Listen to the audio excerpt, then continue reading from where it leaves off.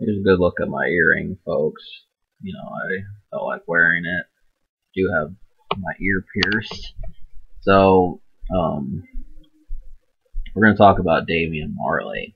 Now, this dude, I had the option of taking a look at his 2010 album with Nas or this one, and I decided to give his Welcome to Jamrock album a look. Now, I don't have the most profound obsession with reggaeton, so I don't know a super ton about it, and it's mainly because these guys don't really drop albums that much. They're more new song, listen to it for a few days, wait for the next one type thing. And I just don't like that style. But I do know who Damian Marley is. I found him through Snoop Dogg, and so he dropped an album back in 2005, which was actually 10 years ago. So, to the month. And so really what we've got is a kind of half dancehall and half reggae and world type album. And really, it does not hold up. It doesn't really stand the test of time.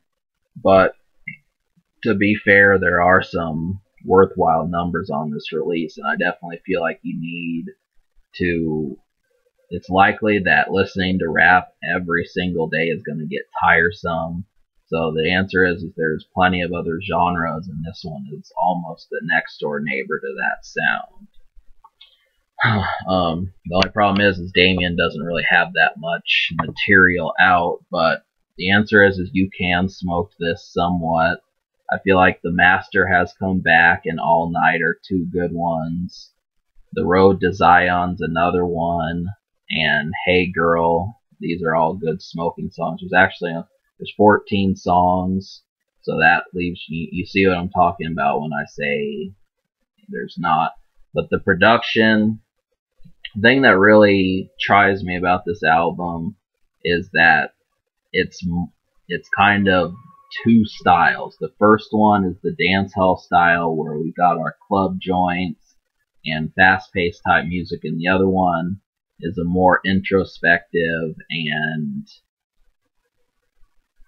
not, very lethargic style. And I like lethargic, but the thing is that it feels as if it's more just, I don't know. I mean, it's hard to describe, but you're going to notice that some of these songs are just they're just plain sluggish. They don't have anything that makes you want to get up and do something. And this would be fine for smoking, but it doesn't fit that mood either. So it kind of leaves you questioning where, like, what would I be doing while listening to this music?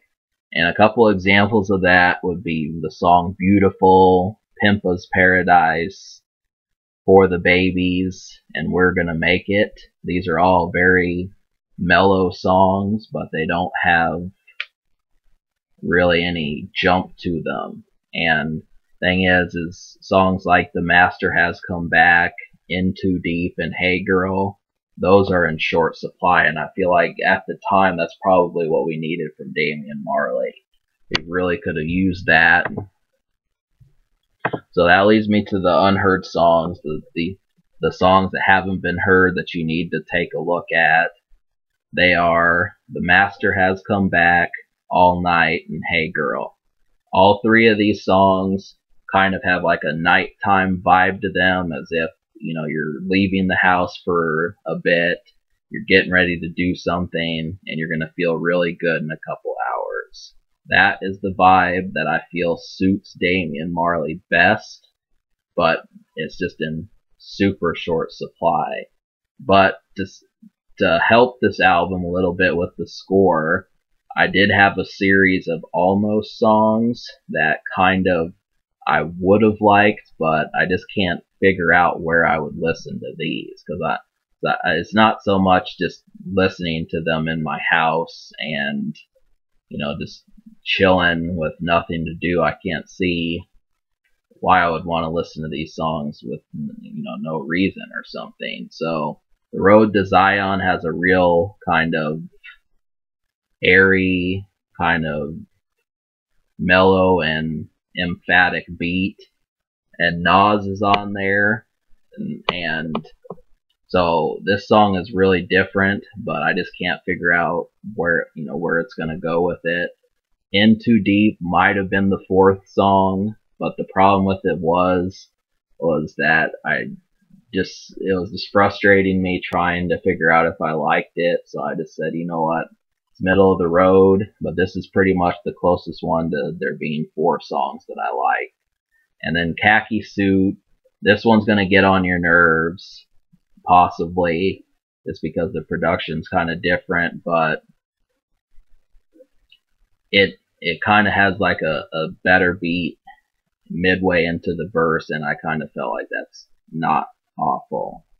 So, but In Too Deep, another thing about that is that he says in too deep quite a bit, and that might try your patience, but it does feel like another one of those nighttime kind of clubbish for reggae songs.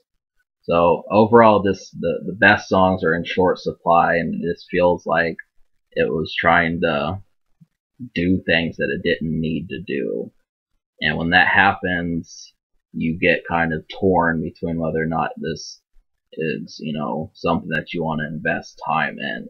And unfortunately, the answer is that fight was lost, but there's still a handful of songs that are kind of good. So I'm gonna give this album a 2.5 out of 10, and really, if it just had like maybe 4 more songs, I'd say that this is, worthwhile. I'd give it like a 5 or so, but you're just gonna be finding yourself wondering, well, where's the best stuff? So the future, I mean, this is the problem, Damian. It's really kind of hard figuring out what he's going to do. So I guess I would just say to take a look at his album with Nas, and the social score, I will give it a 3.5, just because despite what I think of this album, it was kind of a success as far as reggae goes, and it had a couple charting songs across various countries. So there were probably a good 4 or 5 songs that were getting radio play. One of them, the song that I haven't really mentioned, which was Welcome to Jamrock. But that, I need good production, and it's hard for reggae to do that. I know they're capable of doing it, I just didn't mesh with me. So that's what it was. There's probably a couple songs, if you're a reggae head, that you have heard. So you just gotta know, you're gonna notice the better songs from the worst ones. But can it be topped? Yes. So give this album a 3.5 social and a 2.5 score. Subscribe for more fun.